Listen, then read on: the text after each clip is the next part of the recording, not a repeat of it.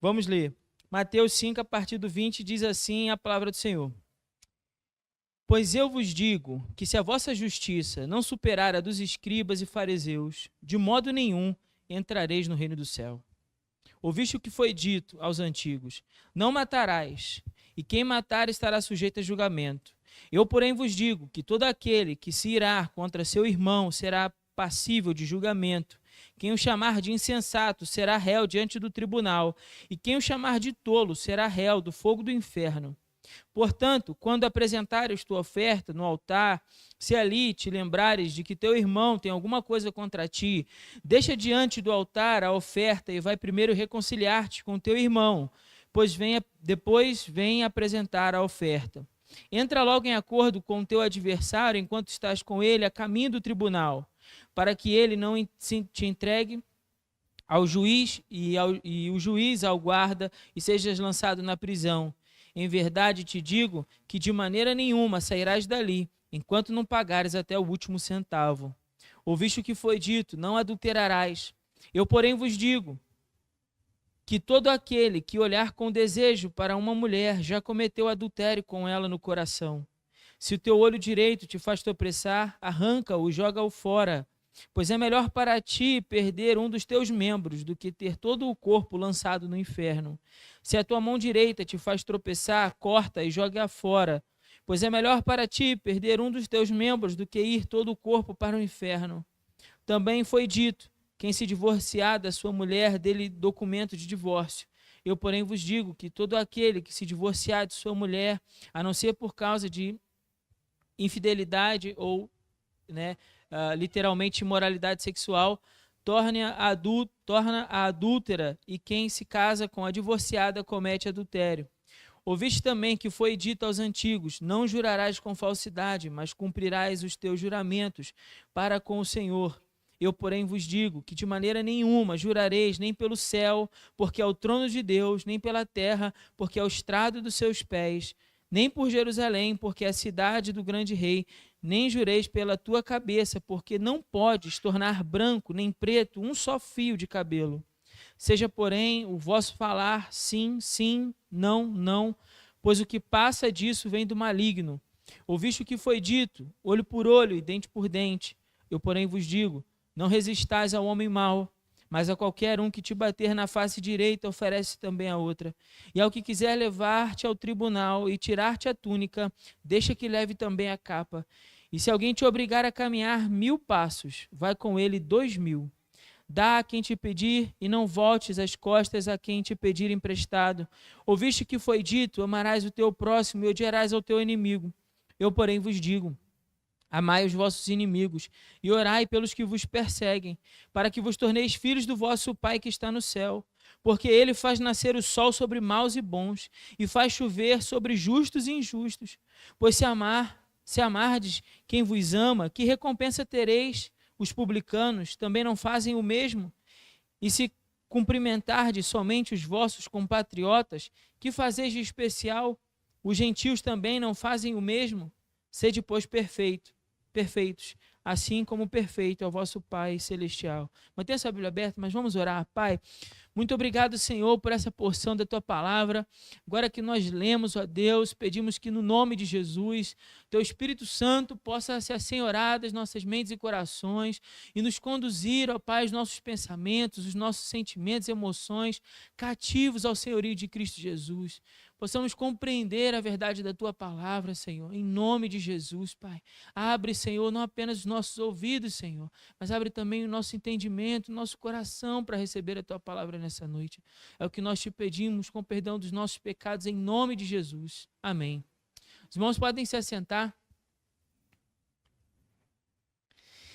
Irmãos, nós estamos numa série de mensagens ao longo do Evangelho de Mateus, e nós entramos no capítulo 5, já há alguns domingos, falando sobre, no primeiro momento, as características do cidadão do reino. Se você está com sua Bíblia aberta aí, capítulo 5, do verso 1 até o verso 12, nós vimos sobre as bem-aventuranças, que também são características do cidadão do reino. No capítulo 4, Jesus inaugura sua mensagem dizendo: arrependei-vos, porque o reino do céu chegou.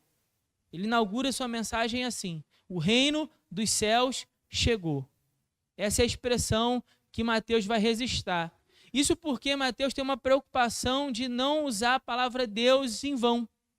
Mas quando o texto diz para nós, o reino dos céus chegou, a gente também pode substituir tranquilamente por o reino de Deus chegou. É isso que Jesus está dizendo, o reino de Deus chegou. No capítulo 5, Mateus começa a escrever para nós esse primeiro discurso mais detalhado de Jesus. E no início desse discurso ele vai falar sobre as características desse cidadão do reino.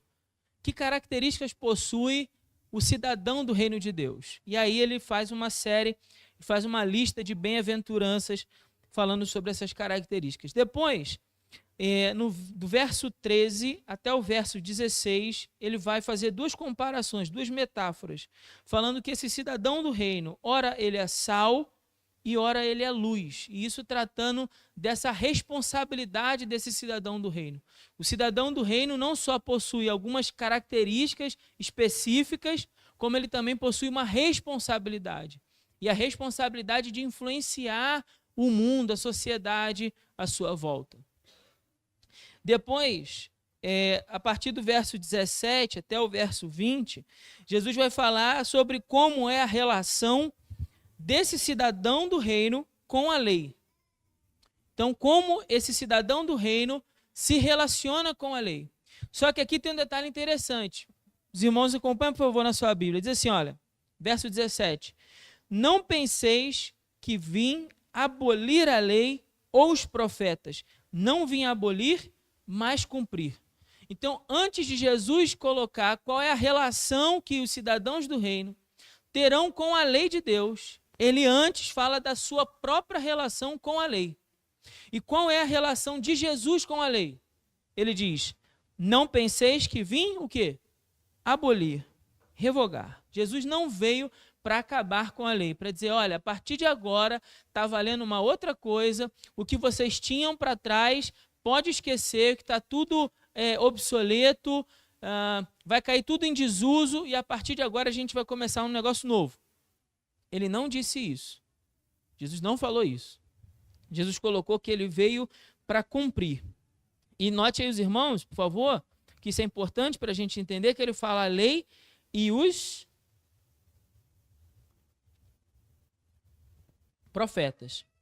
A lei e os profetas. Isso porque no Evangelho de Mateus, quando a gente fala sobre a lei de Deus, a gente está falando não só sobre a Torá, não só sobre os 613 mishvots ali, que eram as ordenanças segundo a lei para que os judeus cumprissem. A gente não está falando só disso, a gente está falando da lei e do que foi dito por meio dos profetas. Então, tudo que Deus falou através da lei de Moisés e através dos profetas é o que Jesus está chamando de lei aqui. Ele está sintetizando tudo, dizendo assim, a lei de Deus, é isso. Agora, qual é a relação de Jesus com a lei? Ele não veio para revogar. Ele não veio para dizer, ó, a partir de agora, acabou. Não, ele veio para cumprir. Eu vim para cumprir. Esse é o primeiro ponto aqui para a gente poder entender o texto que a gente acabou de ler. Compreender que a lei de Deus, ela não ficou ultrapassada. Há quem vai dizer, não, aquilo lá foi para os judeus, lá naquele tempo. Então, para a gente agora o que vale é outra coisa. Não é isso que Jesus está dizendo. Não é isso que Jesus está propondo. Ele também não está dizendo que nós só seremos aceitos por Deus por meio da lei. Exemplo, para ficar mais claro. Se você obedece à lei, então Deus irá aceitar você. Você será salvo, em outras palavras. Se você não obedecer à lei, então você será condenado. Então, o que Deus leva em consideração para aceitar ou não você? A sua obediência à lei. Ele também não está dizendo isso. Ele também não está dizendo isso. Mas eu vou explicar isso com mais calma. Então, no verso 18, ele vai dizer, pois em verdade vos digo que antes que o céu e a terra passem, de modo nenhum passará uma só letra ou um traço da lei até que tudo se cumpra. E aí você já entendeu o que isso quer dizer. Ele está falando de toda a lei e de tudo aquilo que foi dito por meio dos profetas. Certo? Estamos juntos? Amém? Ok, a partir de agora ele vai falar então da nossa relação com a lei. A relação do cidadão do reino. O cidadão do reino dos céus, como ele se relaciona com a lei. Ele vai dizer, quem, portanto, desobedecer a um desses mandamentos, por menor que seja, e assim ensinar aos homens, ensinar a eles a desobedecer, né, será chamado o menor no reino dos céus. Aquele, porém, que os cumprir e ensinar, será chamado grande no reino dos céus. Então agora ele está chamando esses cidadãos do reino a que não só obedeçam, mas que obedeçam e ensinem. Obedeçam à lei e passem esse ensino adiante. Vamos juntos, a gente está indo devagar. Mas eu preciso que vocês me acompanhem, então preste bem atenção. Olha o que Jesus está dizendo para nós. Nós não só não vamos abandonar os mandamentos como se eles não valessem mais, como nós vamos obedecê-los e ensinar a outras pessoas. É isso que ele está dizendo. Agora ele vem e diz o verso 20. E o verso 20 é a introdução para essa sequência de textos que a gente leu aqui juntos. Pois eu vos digo que se a vossa justiça, justiça de quem? Dos ouvintes de Jesus, daqueles que estavam ouvindo o discurso de Jesus. Se a vossa justiça não superar a dos escribas e fariseus, de modo nenhum entrareis no reino do céu. E aqui a gente tem o detalhe para a gente compreender toda a passagem que vai seguir. Por isso que eu estou fazendo uma introdução hoje um pouco mais longa. Mas aqui é que está a chave para a gente entender. Porque olha o que Jesus está dizendo. Imagina lá Jesus falando com aquelas pessoas naquele tempo e dizendo, olha, se a justiça de vocês não superar a dos escribas e dos fariseus, de maneira nenhuma vocês não entrarão no reino dos céus. E eu fico imaginando a face, a fisionomia ali, o semblante de desespero das pessoas que estavam ouvindo esse discurso agora, nesse momento aqui do verso 20. Eles devem ter ficado em pânico. Por quê, pastor? Porque, olha só, irmão, vamos entender um pouco melhor o texto, vamos mergulhar um pouco melhor o texto. Quando a gente fala dos fariseus e dos escribas, a gente está falando de dois grupos religiosos no tempo de Jesus. E esses dois grupos religiosos, eles eram tidos como as pessoas mais santas da sua época. Então, quando a gente imaginava, vamos supor que a gente morasse lá naquele período, naquele momento, naquele período histórico, né? A gente morasse lá com eles. E alguém perguntasse assim a você, olha, quem você acha aí que é santo? Se você pensasse agora numa pessoa santa, como ela seria? Você e eu responderíamos, bom, é um fariseu. É lá do grupo dos fariseus. Eu sei que hoje, quando a gente fala do fariseu, chamar alguém de fariseu, é pejorativo, né? Tem um tom pejorativo. A gente está dizendo, isso aí é um hipócrita, isso é um religioso hipócrita. Mas naquele período, no tempo de Jesus, o fariseu era esse grupo de religiosos daquela época que tinham como premissa para a sua vida obedecer estritamente cada detalhe da lei. Então, cada aspecto que a lei determinava, eles eram muito rigorosos em buscar cumprir. Então, hoje, a gente, quando pensa na palavra fariseu, a gente pode pensar na palavra num tom pejorativo. Mas naquela época, não. Entende? Estamos juntos? Amém? Era como se você dissesse assim, olha, essas pessoas são pessoas muito santas, muito corretas. São homens de Deus. E aí agora, vamos voltar para o discurso de Jesus. Jesus vira para os seus ouvintes originais e diz para eles, se a vossa justiça não superar a justiça desses homens, escribas e fariseus, que são tidos como as pessoas mais santas dessa época, se a justiça de vocês não for maior do que a deles, vocês não entrarão no reino dos céus. Aí eu tenho uma pergunta muito simples agora para você. O que você acha que eles pensaram sobre a própria ida para o céu agora nesse momento? É impossível. É impossível. Estamos perdidos. Já era. Em outras palavras, já era. A gente está frito. A gente não vai para o céu. A gente vai, porque não tem como superar esses homens. Esses homens são santos, eles levam à risca tudo que a lei determina. E aí pode dar para nós, no primeiro momento, fazendo uma leitura rápida desse texto, que Jesus está apresentando uma espécie de salvação pelas obras.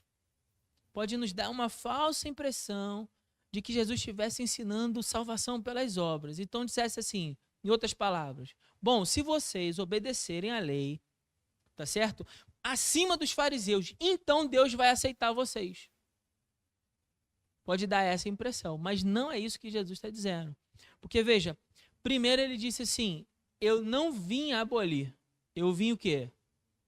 Cumprir. E isso é muito importante para a gente entender. Porque Jesus é o único homem que cumpriu toda a lei de Deus. Jesus é o único homem que cumpriu toda a palavra de Deus. Então, quando Jesus diz que ele veio cumprir, é isso mesmo que ele está dizendo. Ele está falando sobre a missão dele, o propósito da encarnação. Eu sei que eu vou estender um pouco mais, mas eu acho que explicar isso é importante. A gente tem visitantes hoje aqui. De repente você ouviu por aí que o propósito da encarnação, de Jesus ter vindo em forma humana, é que Jesus precisava viver o que a gente vive para entender como a gente se sente. Já ouviu isso por aí? Não, Jesus precisava vir para entender o que a gente sente. Mas Jesus não é Deus? Sim ou não? E Deus não sabe de tudo? Então ele precisava encarnar para saber? Está explicado. Percebe? Então, essa ideia é furada. Outra ideia furada é pensar que Jesus veio porque de alguma maneira ele precisava vencer o diabo numa guerra santa entre Deus e o diabo. Mas isso também não tem base bíblica, não tem sustentação bíblica para defender essa ideia. E aí volta a pergunta, por que então Jesus encarna em forma humana? E aqui, Mateus, o relato de Mateus, quanto ao propósito da encarnação, é justamente apontar para a missão de Jesus em função da lei. Vou repetir. No relato de Mateus, ele vai apontar para essa missão de Jesus na direção da lei. E qual é essa missão de Jesus? Cumprir essa lei. Agora a pergunta mais importante ainda é o quê? Por que isso é importante? Não é isso? Porque dizer que Jesus veio cumprir a lei ainda é algo muito distante de nós. Mas pensar sobre por que isso é importante, aí sim isso afeta a gente. Por quê? Nenhum de nós, irmãos, conseguiria cumprir a lei. Nenhum de nós.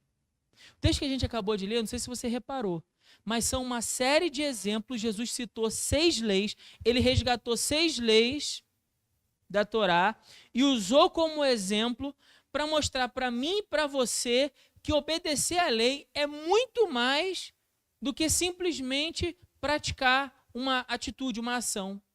É muito mais do que isso.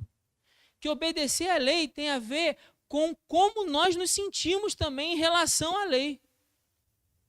Com aquilo que vai no seu coração, com seus pensamentos. Como tem 6, se eu for falar de cada uma delas, a gente ia demorar muito. Então eu vou pegar uma como exemplo, tá bom? Vou pegar uma, olha o que eu estou dizendo. Mas o que eu vou dizer sobre uma serve para todas as 6, ok? Serve para todas as 6. Depois você pode reler em casa que você vai ver. O que eu vou dar como exemplo vai servir para entender todos esses 6. Então veja só. Jesus usa primeiro sobre a lei do homicídio. Isso vai do verso 21 até o verso 26. Se você puder, acompanha, por favor, na sua Bíblia. Quando Jesus fala sobre o homicídio, ele está interpretando o Êxodo 20:13. Não matarás. Depois ele vai falar sobre a lei do adultério. Verso 27 até o verso 30. Interpretando a lei do Êxodo 20:14. Não adulterarás. Depois ele fala sobre a lei do divórcio. Verso 31 e 32. Depois ele fala sobre a lei dos juramentos. Verso 33 até o verso 37. Essa é a 4ª lei que ele fala. Interpretando Levítico 19:12. Depois ele fala sobre vingança. Verso 38 até o verso 42. Interpretando Levítico 24, 19 ao 22. E depois ele fala sobre o amor pelos inimigos. Do verso 43 até o verso 48. Interpretando Levítico 19, do 17 ao 18. Então, veja, 6 leis que ele resgata lá da Torá, da lei de Moisés, ele como se ele fizesse uma releitura com aquelas pessoas, e então ele propõe uma interpretação para aquelas pessoas que estão ali ouvindo, só que é uma interpretação mais profunda. E aí é isso que eu quis dizer agora. Ele pegou 6, eu vou pegar uma, vou fazer o exemplo com essa uma, e vai dar para a gente, dessa maneira, entender todas as outras, né? Jesus não mudou o sentido original dessas leis, mas ele propôs aos seus ouvintes uma aplicação ainda maior, uma percepção do real significado dessa lei, para que aquelas pessoas que estavam ouvindo Jesus pudessem compreender que a lei não se tratava apenas de uma atitude, mas também da intenção do coração. Vamos lá, o exemplo que eu vou usar vai ser o exemplo da lei do adultério. Verso 27 ao verso 30. Diz assim: ouviste o que foi dito, não adulterarás. Então é isso que diz a lei vai até aqui. Aí agora vem a interpretação de Jesus. Eu, porém, vos digo que todo aquele que olhar com desejo para uma mulher, já cometeu adultério com ela. Então, vou usar um exemplo, mas isso se aplica em todos os outros. O que está acontecendo aqui? Jesus está dizendo, olha, a lei diz, não adulterarás. Então vamos pensar num fariseu. O fariseu está lá e ele diz assim, bom, eu nunca me deitei com outra mulher, eu nunca traí a minha esposa. Logo, eu obedeci, eu estou ok para a lei do adultério. Eu nunca cometi adultério. Certo? Deu para entender? O fariseu diria, bom, eu nunca me deitei com outra mulher, logo, nunca adulterei. Ponto. Porque na percepção do fariseu, a lei, ela atingia a prática, a atitude. Então, se ele não tomou atitude, está resolvido. Está bacana, está ok, conforme a lei. Você cumpriu a lei. Na interpretação de Jesus, ele dá um olhar mais profundo a isso. Ele vai dizer, olha, eu, porém, vos digo que todo aquele que olhar com desejo para uma mulher, já cometeu adultério. Então, agora Jesus está dizendo que o simples olhar para uma mulher, desde que haja esse desejo no coração de cometer o adultério, já é suficiente para dizer que essa pessoa tropeçou, de acordo com a lei. Então, Jesus está mostrando para eles uma interpretação ainda mais profunda da lei. Para dizer, olha, não é suficiente que vocês apenas obedeçam ao que está escrito. Olha, irmãos, prestem atenção nisso, que isso aqui é muito importante, olha. Não é suficiente apenas obedecer ao que está escrito. É preciso que essa palavra de Deus transforme de tal maneira o interior do homem que até o seu olhar seja puro. Deu para entender? Sim? Eu não senti muita confiança em vocês. Bom, já peguei o recado. Vou explicar de outra maneira. Tá vendo? Os nossos códigos aí, os visitantes não vão entender muito, mas se você não entender alguma coisa, você coça a nuca. É o nosso código aqui para eu tentar explicar de outra forma. Vamos lá. Bom, primeiro que nesse texto aqui que a gente acabou de ler, tem duas leis que estão sendo tratadas aqui. Não só a lei do adultério, mas a lei da cobiça. Porque veja só, na primeira parte do versículo 28, todo aquele que olhar com desejo. Quando eu olho com desejo para algo que não é meu, vou pegar o violão do André aqui como exemplo. Esse é o seu André, né? Então eu olho com desejo para o violão do André. Eu quero esse violão para mim, mas esse violão não é propriedade minha. Mas eu estou aqui paradão. Você vai dizer que eu pequei? Não. Eu não fiz nada. Deu para entender? Eu só estou aqui olhando. Como é que você sabe? Mas veja, esse desejo, ele é íntimo. Não é isso? Se eu vou lá e pego o violão e dou um jeitinho de esconder para levar para minha casa, Aí você vai falar, o pastor pecou porque ele roubou o violão do André. Ficou clara a minha atitude porque você pôde ver. Então Jesus está dizendo assim, olha, não é suficiente que você não vá lá e não pegue e não roube. A lei precisa transformar de tal maneira o seu interior a ponto de que você não olhe, não deseje o que não é seu. Então ele está dizendo assim, olha, se você olhar com desejo, você já pecou. Porque no seu coração, o pecado já aconteceu. É isso que Jesus está dizendo. Já aconteceu. Então Jesus está mostrando para eles que o pecado não acontece só pela ação, mas também pelo pensamento. Quando esse desejo pecaminoso, ele ganha um espaço nos nossos corações e começa a conduzir as nossas vontades. Então Jesus vai fazer aqui esse paralelo entre a lei do adultério e a lei da cobiça, para mostrar que o primeiro, ou seja, o adultério, ele dá a sua origem no segundo, ou seja, na cobiça. O adultério começou quando, ao olhar para uma mulher, esse homem a desejou no coração. Ele olha para ela, ou a mulher olha para um homem, e deseja essa mulher ou esse homem no seu coração. O adultério já começou ali. Ele pode depois acontecer, né, pela ação sexual pecaminosa, mas ele já aconteceu antes. Ele já surgiu antes. É isso que Jesus está mostrando. Essa natureza pecadora que já aconteceu.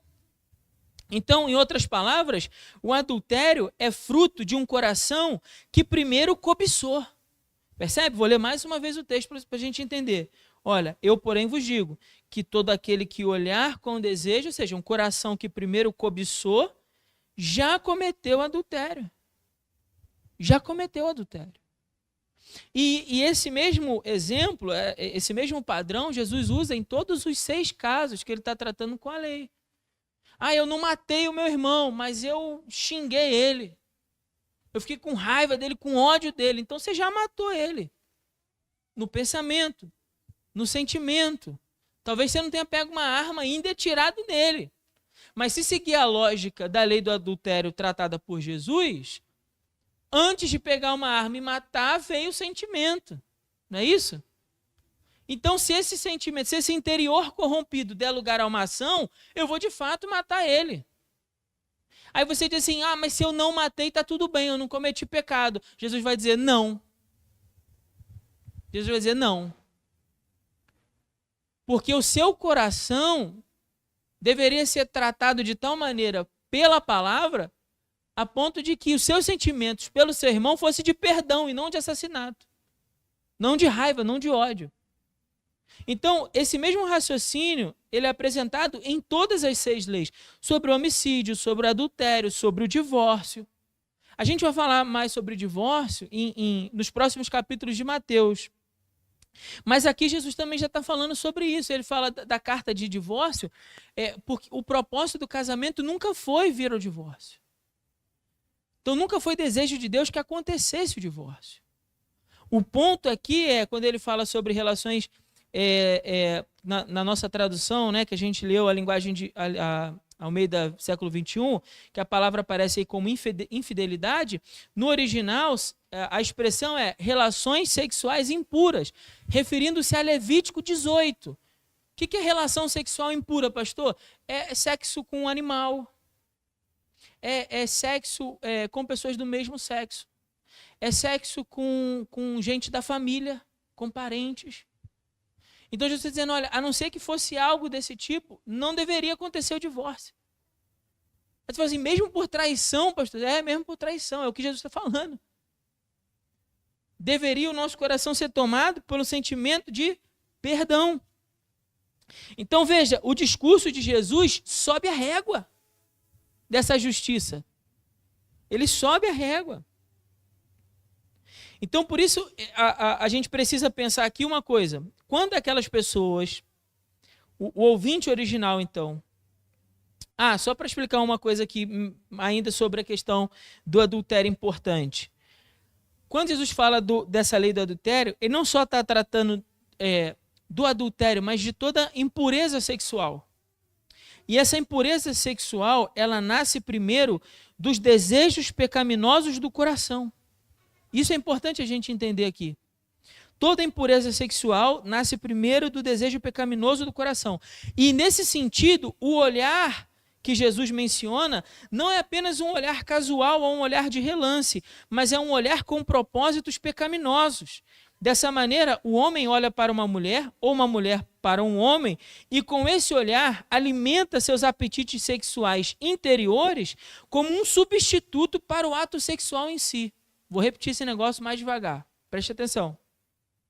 O homem olha para uma mulher ou uma mulher para um homem e com esse olhar alimenta seus apetites sexuais interiores como um substituto para o ato sexual em si. Pergunto, o ato sexual aconteceu até aqui? Sim ou não? Não. Mas já houve pecado? Sim. Não é uma situação acidental, mas um ato planejado, ainda que ocorrido até então apenas nos seus pensamentos. Então Jesus está realmente colocando uma régua ainda mais em cima para dizer que a obediência à justiça, a verdadeira justiça praticada no dia a dia, não se limita apenas a uma obediência em ações que são visíveis, mas é uma obediência que parte do interior do homem. Então, o interior desse homem, a conduta correta, procede de um caráter correto. Vou repetir. A justiça, nas palavras de Jesus, a verdadeira justiça, começa no interior do homem, no seu coração. Para Jesus, a conduta correta deve proceder de um caráter correto. Não basta apenas obedecer ao que está escrito. É preciso que as palavras de Deus mudem o interior do homem e, como consequência disso, modifiquem seu modo de pensar e o seu modo de agir. Então, a palavra de Deus, a lei de Deus, dentro do meu coração, possa mudar a minha natureza, essa natureza pecadora venha a ser transformada, de maneira que o meu desejo de obedecer à lei não seja só de aparência, como era o caso dos fariseus, mas seja um desejo que nasce do coração. Um coração transformado pelo Evangelho que me coloca em movimento, que me coloca em direção, que me impulsiona à obediência da lei. Não só a prática em si, mas pelo desejo do coração que está mudado. A palavra de Deus mudando a maneira de eu pensar. É como se eu não só... veja bem o exemplo que eu vou dar. É como se não só eu não cometesse adultério, como o Evangelho me desse novos olhos. E um novo olhar para aquela mulher. Dá para entender agora o que eu quero dizer? Então, esse Evangelho que dentro de nós transforma quem nós somos, nos concedendo um novo olhar, uma nova maneira de enxergar o mundo à nossa volta, uma nova maneira de pensar sobre as coisas. Então, quando, no caso do homicídio, eu tenho raiva, ele diz, bom, você não só não deve levar o seu irmão, matar o seu irmão, como não deve se irar contra ele. É o que ele diz lá no homicídio. Então, não só não mate o seu irmão, como não tenha nem raiva contra ele. Como é que eu posso fazer isso? Impossível. Impossível. Basta alguém me fechar no trânsito. Já disse isso aqui. Já confessei meu pecado. Alguém fecha você no trânsito, a vontade é de matar o cidadão, não é? Você começa a abençoar a mãe dele, abençoar a avó, abençoar todo mundo lá na casa dele. Não é assim? Fala, porque ele está no caminhão, que se ele tivesse no outro carro pequeno de passeio, queria ver se ele tivesse com a família dele no carro, e aí você começa a dar a sua justificativa, eu sou assim também. A nossa natureza pecaminosa gostaria que tivesse uma arma no carro igual a do Batman, para você apertar um botão e dar um tiro no carro do cidadão, não é assim? É a nossa mente, entende? Mas você precisa entender, com essa brincadeira, com essa forma de contar, que isso é a sua natureza pecadora falando. E essa sua natureza pecadora falando também precisa ser transformada pelo Evangelho. Para que aí sim você possa, como cidadão do reino, viver a justiça de Deus na prática. É isso que Jesus está querendo mostrar para os seus ouvintes. Mas é claro que quando eles escutam isso, eles devem ter se desesperado, né?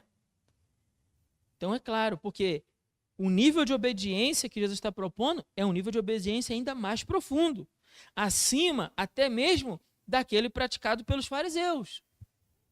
Lembra das palavras? Se a vossa justiça não superar a dos escribas e fariseus, de modo nenhum entrareis aonde? Do reino dos céus. Então está tudo certo.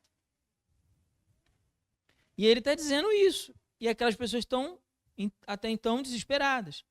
Não cometer o ato do pecado e, na realidade, ainda assim deixar que nem mesmo o desejo pecaminoso ganhasse espaço no seu coração. Mas como isso seria possível, já que a nossa natureza é pecadora? Como é que seria possível? Se, como eu disse aqui, a sua vontade é xingar a mãe do elemento. Como isso seria possível? Como seria possível obedecer dessa maneira que Jesus está falando aqui, se eu e você sabemos que o nosso coração é corrompido pelo pecado? Que há pensamentos e sentimentos que brotam nos nossos corações, seja sobre o outro, seja sobre os inimigos, sobre outras pessoas, enfim, seja o que for, brotam pensamentos, sentimentos, emoções do nosso coração que são completamente contrários à palavra de Deus. Como praticar a justiça? Como viver uma justiça no dia a dia se há uma natureza pecadora dentro de mim e dentro de você? Essa é uma boa pergunta, não é? E aí por isso é que eu fiz questão de começar o texto lendo a relação de Jesus com a lei. Porque a relação de Jesus com a lei é a chave. Os escribas e os fariseus, como eu disse, eram as pessoas tidas como as mais santas daquela época, pelo zelo que eles tinham, pela busca no cumprimento da lei. Como poderiam, então, os discípulos de Jesus alcançarem uma justiça que superasse a desses homens? Jesus já havia dito isso sobre o reino dos céus, pertence aos humildes de espírito. Ele falou sobre as características do cidadão. E a primeira característica é o humilde de espírito, o pobre de espírito. E quem é essa pessoa? Nós explicamos lá, aqueles que reconhecem a sua condição de miséria espiritual. Esses são os humildes de espírito. Os que estão conscientes, veja, os humildes de espírito são os que estão conscientes dos seus pecados e que reconhecem esses pecados diante de Deus. Esses, então, são aceitos por Deus não por causa da sua própria justiça, mas recebem da justiça de Cristo por meio da fé. Vou explicar isso de outra forma. Jesus falou que uma das características desse cidadão do reino é que ele é humilde de espírito. Ele começou o discurso assim: bem-aventurados os humildes de espírito, porque deles é o reino dos céus. E eu estou dizendo, quem são esses homens? Quem são essas mulheres? São os homens e mulheres que diante de Deus reconhecem a sua condição de pecador. Em outras palavras, é quando você, diante de Deus, reconhece que você não tem condição em você mesmo de cumprir o que está escrito. Você reconhece isso diante de Deus. Você admite isso. Porque o problema dos fariseus é que eles não admitiam isso. Mas o humilde de espírito admite diante de Deus: Senhor, minha natureza é matar o cidadão. A minha natureza é o adultério. A minha natureza é o roubo. A minha natureza é a cobiça, Senhor. Eu não tenho, Senhor, condições em mim mesmo de cumprir toda a sua lei. Não tenho condições em mim mesmo de cumprir a lei. Esse é o pobre, o miserável. Ele está diante de Deus clamando por misericórdia, porque ele não tem recursos para pagar a dívida. Ele tem uma dívida, está entendendo? Amém? Nós temos uma dívida e não temos condição de pagar. Não temos condição de pagar. E aí agora eu volto para a pergunta que eu fiz e deixei sem resposta. Por que Jesus então encarnou em forma humana? Porque para Mateus é tão importante falar da missão de Jesus, em que quando ele encarnou, ele veio para cumprir a lei.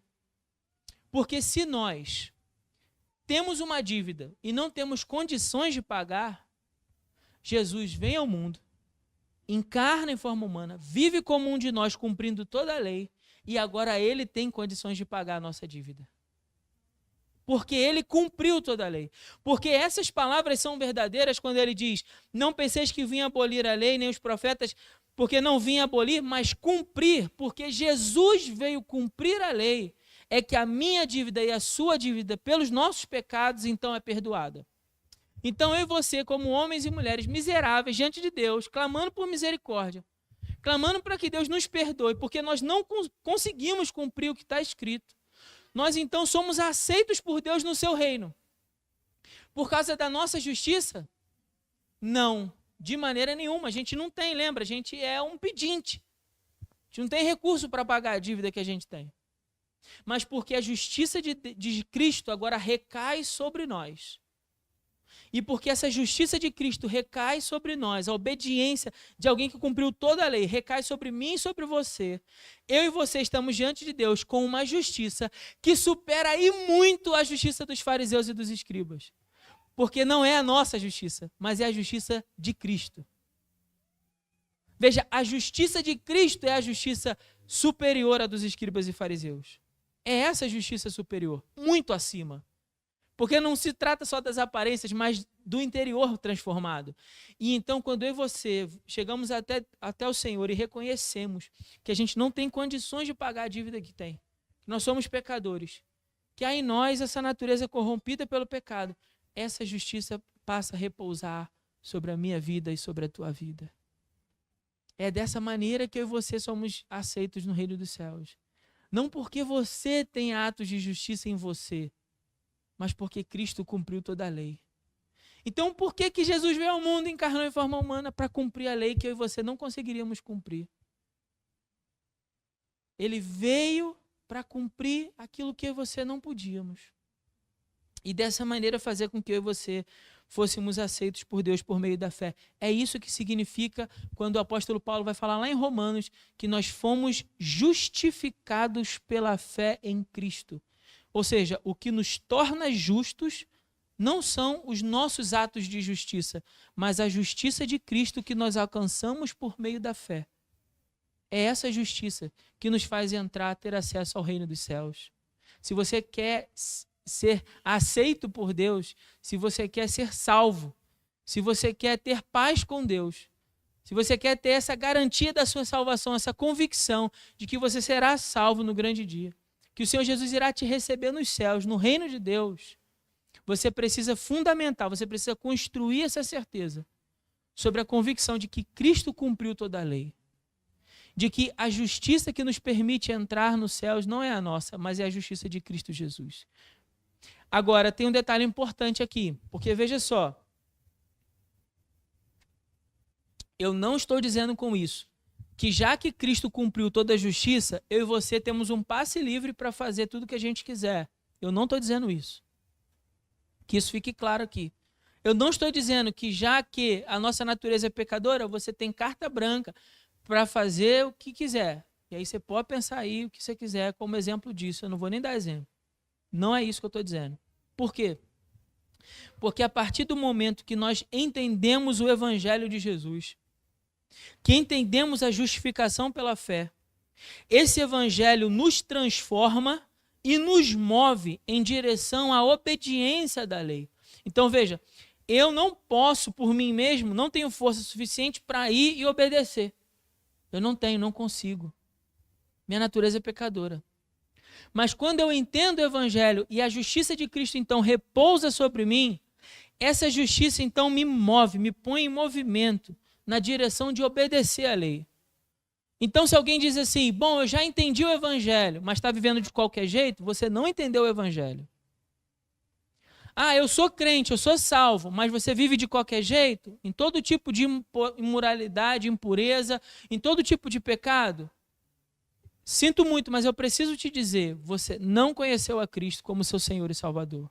Porque quando o Evangelho ele passa a repousar sobre nós, esse Evangelho nos transforma e nos leva na direção de obedecer o que eu e você não conseguiríamos por nós, mas pelo Espírito Santo de Deus, que agora vive dentro de mim e dentro de você, ele age em nós, nos transformando, mudando a nossa maneira de pensar, mudando a nossa maneira de enxergar o mundo para que a gente possa então obedecer ao que Deus desejava que a gente fizesse. É isso que acontece com alguém verdadeiramente salvo. O Evangelho é o que nos põe em movimento. A obediência de Cristo é o que nos conduz à obediência da palavra. Pelo fato de já termos sido aceitos por Deus com base na obra redentora de Cristo, é que então nós andamos em conformidade com a palavra. É esse, portanto, o único caminho para que o homem consiga obedecer a tudo que foi dito por Jesus. Qual é o único caminho para que o homem consiga obedecer tudo que foi dito por Jesus? O Evangelho. O Evangelho é esse caminho. Se você quer ter uma vida na presença de Deus, se você quer realmente, tem o desejo no seu coração de ter uma vida santa, se você lê a palavra, você deseja realmente obedecer a palavra, mas há uma luta em você e você sabe que você não consegue, que muitas vezes você tropeça e você peca, quer por ações, quer por pensamento, quer por palavras. O único caminho, meu irmão, para viver uma vida santa é o Evangelho. Não existe outro caminho, não tem outra forma. É permitir que esse Evangelho mude quem você é. É permitir que a palavra entre de tal maneira no seu coração que mude a maneira de você sentir. Irmãos, eu volto a dizer uma coisa que eu já disse aqui, e aí eu vou encerrar. O Evangelho, o cristianismo, não é um conjunto de regras do que não fazer. Tem gente que acha que ser crente é não beba, não fume, não transe fora do casamento, não jogue jogo de azar, não isso, não aquilo. O Evangelho não é um conjunto de regras do que não fazer. O Evangelho é muito mais que isso. O Evangelho é o que nos transforma de tal maneira que eu nem desejo fazer essas coisas. Não é que eu só não faça, eu nem quero. Porque há em mim a natureza do Espírito Santo que passa a me conduzir numa direção, num desejo, num movimento de obediência ao que Deus deseja. Isso é o Evangelho. Isso é o Evangelho, que me conduz a amar no lugar de odiar, que me conduz a perdoar no lugar de romper uma relação, que me conduz a ser generoso no lugar do egoísmo. É o Evangelho que faz isso conosco. É o Evangelho. Não tem outro caminho a não ser Cristo. Ele é o único que conseguiu obedecer toda a lei. Que Deus nos abençoe com a sua palavra no nome de Jesus.